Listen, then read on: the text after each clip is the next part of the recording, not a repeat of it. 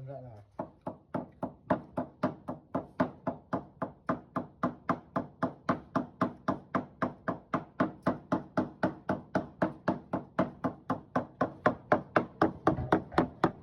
นี่จะเป็นชิ้นเนาะชิ้นลวกชิ้นต้มเป็นยังครับเฮียเราเพิ่น เห็นแล้วกับบันทางถูกลาบเป็ดผมเด้อพี่น้องนี่เนาะเชฟนี่ว่าแม่น มันธรรมดาแล้ว แม่นช่วยพัดเอ้านี่เนาะ กันชอยก็ชอยจุดับคือพักเลย เด้อคนงานของเพิ่น เฮียเลย เฮียอะไร เฮียก็เฮียยามันถึกนี่มันถึกดิน ในดังนั้นไหน ในก็กันเอาโอ้ดีๆก็โอ้มีปัจจุบันความสามารถเลย งานได้ เดี๋ยวอีกอย่างนึงเยอะที่บรรลุได้ทุกคนเฮ้ยได้หมดกล่องอื่นกันเลย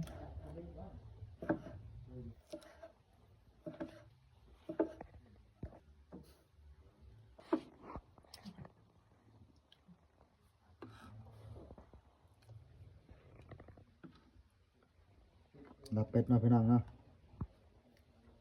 มันนี่อาหารแซ่บฉันมีหัวตัวมีเลือดมีต้มมีลาบมีปิ้ง มีสไตล์พัน ชุดนาชีชวนเฮ็ดเรือตาเนาะแบบกามคัดแบบบุขาวน้ำปลา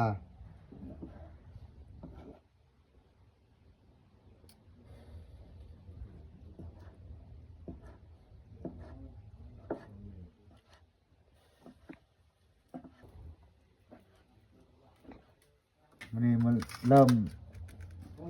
ซุปลาบเนาะนี่จะเป็นพริกเดี๋ยวที่ใส่พริกประมาณ บวง ครึ่งบวงเนาะนี่เพราะว่าเฮ้ย ใช่ไรนี่จะเป็นเครื่องรสเนาะเป็นนัวนั่นแหละอันหาเป็นนัว โยนน้ำปลาหาบวงแล้วหาบวงบ่มีกล้าม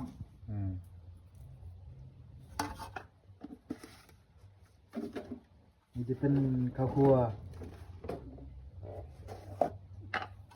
ใช้ประมาณคำบวง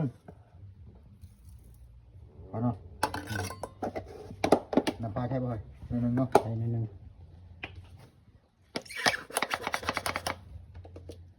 ต่อไปก็เกลือป่ะนิดนึงเนาะ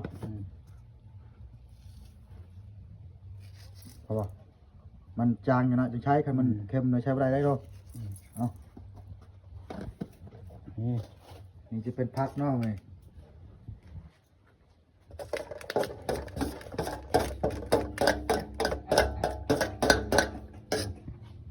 นี่ฮอดการพลนนะ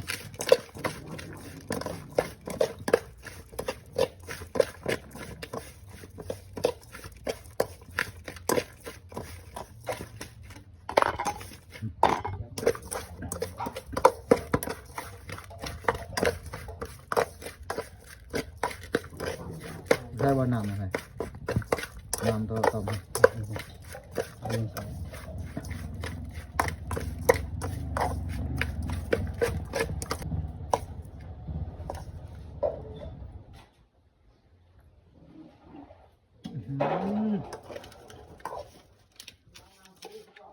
แบบเกลือครับมาพริกมันบ่แตกเนาะ มันบ่เปื่อยนะมันจะเค็มๆทีนี้จะเป็นลาบซุกเนาะนี่ซุกคือกันแต่ว่าเฮาสิใช้เลือดนี่บางเลือดเนี่ยว่ามันเลือดแป้งเด้อมันเลือดตาแต่ว่าเป็นนับเลือดช็อกโกแลตเนาะเลือดแป้งชุดหน้าเฮาสิเฮ็ดให้เบิ่งใหม่นี่จะเป็นเลือดนับเลือดเจ็บบวงเลย นี่จะเป็นนับเลือดเนาะ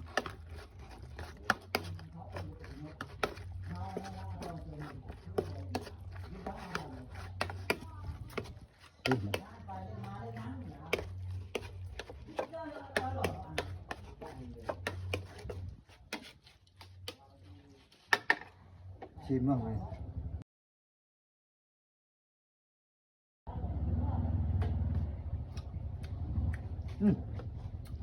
าวะ ใช่ป่ะ ใช้แล้วหัวอันนี้ยังหัว ไปได้ตั้มไหม ฮะพี่น้องเริ่มกินนี่แหละนี่จะเป็นเป้งเนาะกินเต้น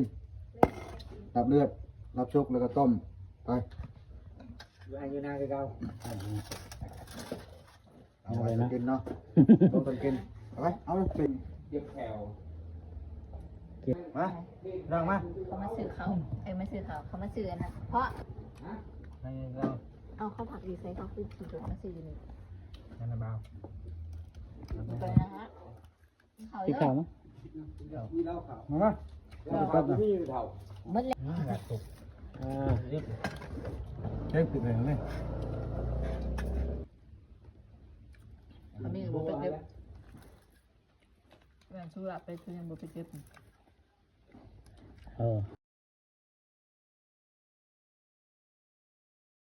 เดี๋ยวเห็นมึงมึงหามัน